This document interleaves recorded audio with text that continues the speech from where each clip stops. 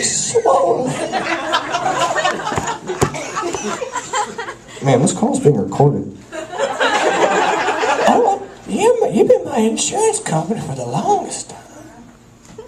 Oh, I'm glad to hear about that, man. But anyway, well, let me get some more information about it. What's your policy number? Oh, I'm not done. Good sir. See, there was another man right in front of me.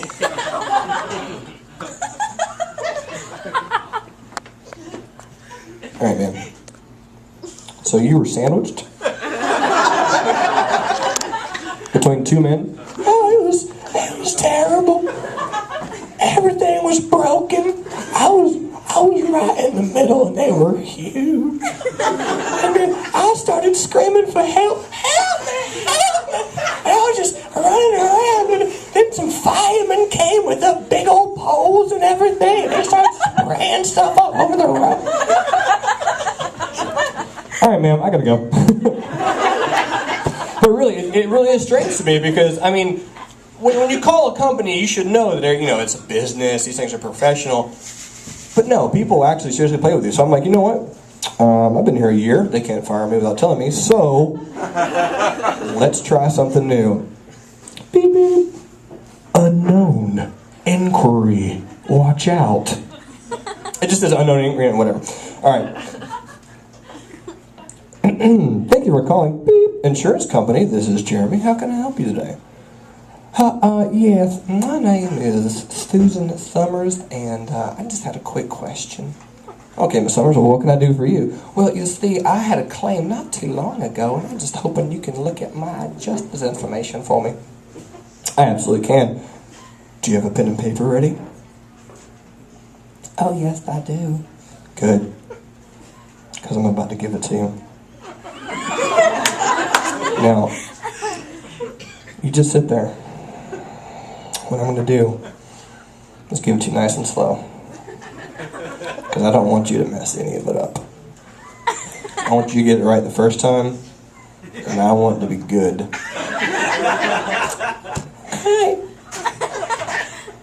And some other people call in, like from West Virginia and New Hampshire, states that don't count, and they'll always I try to mix it up a little bit because it gets boring, seriously, talking to 100 people a day, which is like a literal number.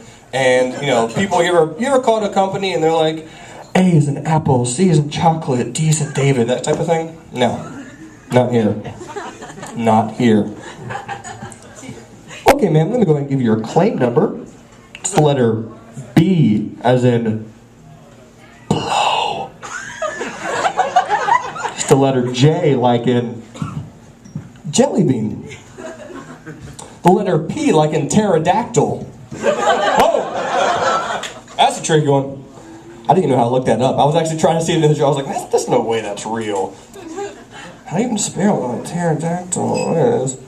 O is in possum. No, that can't be right. There it is, right there. Yeah, I was the best. Like, C is in cardiovascular. A is in apricot. X as in... People always get this one wrong. They'll be reciting it back to me. What's that VIN number, sir? X is in... Oh, dang it. X. You can't do that. A is in A. No, you can't just do the letter. You have X is in X-ray, xylophone, something. I think that's about it. Xenon, anyway. But even the people I work with is fantastic. There's some real characters out there. And as someone said, my favorite comic, Brian Regan, he said that comedy is not really funny unless it's true. And this is all true. I work with a lady, and her name is Dixie Jew. No, her first name is Dixie, and her last name is Jew. And yes, she is a Jewish redneck lady. And she's black. That's awesome. Okay, that is really cool. I'm pretty sure, I don't know this for a fact, but I'm pretty sure her middle name is Rosh Hashanah. That joke requires knowledge of Jewish holidays. Let's just skip over it. But it occurred to me when I'm looking at this lady's name, I'm like, Dixie Jew. How does she fill out, like, medical directive papers or school reports?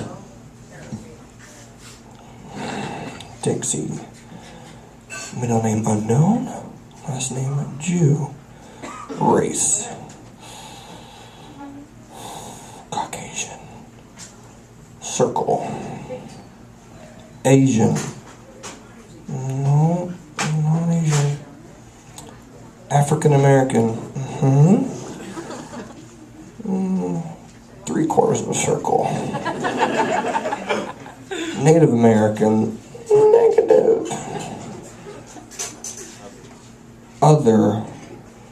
2 circles. She probably qualifies for 7 different minority scholarships at once. Whiteys don't get anything.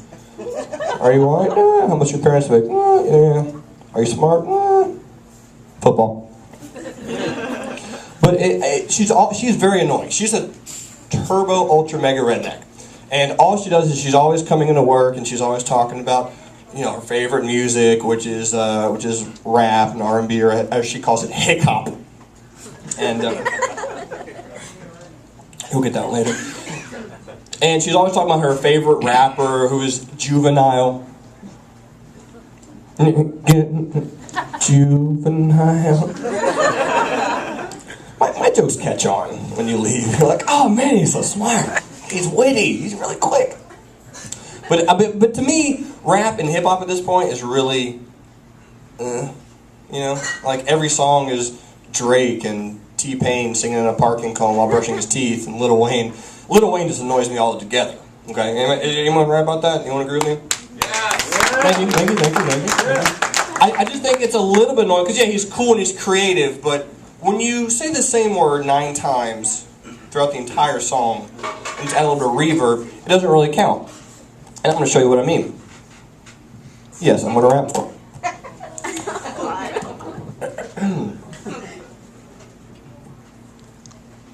Attention. What's up, this Weezy F baby? I got the face like a baby. I got the bottom like a baby. I got the car like a baby. I call my car baby. I call my girl baby. I've been in jail lately. I get out of jail and I give a girl a baby. I take her to the mall. I buy them black fitted babies. I whip out my black card. You should have seen her face, and she's chasing. She's stating, I'm making all that money and I'm chasing the tail like a killer. I'm Jason. Oh, I'm talking about right now. That was good. But another thing that that was good. Okay, another thing that semi annoys me, just about her in general, is she's gorgeous. Yeah, really, really pretty. She wears her nice Dixie Outfitter shirt and her beautiful tight black baby fat jeans, and her nails are all pretty and her hair's all did at a nice reasonable price. But the thing that really annoys me the most is her laugh. I'll tell her a joke like, hey Dixie, Lil Wayne so short you can see his feet on a driver's license picture. Yeah. And she doesn't get any of my jokes until 5 minutes later, which a lot of people you will. And you just hear her just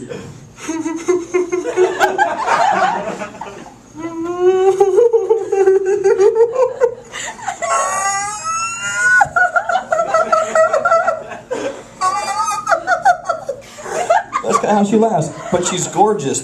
And so I was sitting there's a girl right beside me. I'm like, God, she's giving me such a headache. Do you have any Tylenol, Jennifer? And she's like, no, I'm all out. Here's some Midol. I'm like, what is that? It's Tylenol for men. Thanks, guys. Have a wonderful night. That's my time. So what I'm going to go ahead and do is bring up your headline comic. His name, good friend of mine, Mr. Evan Roche.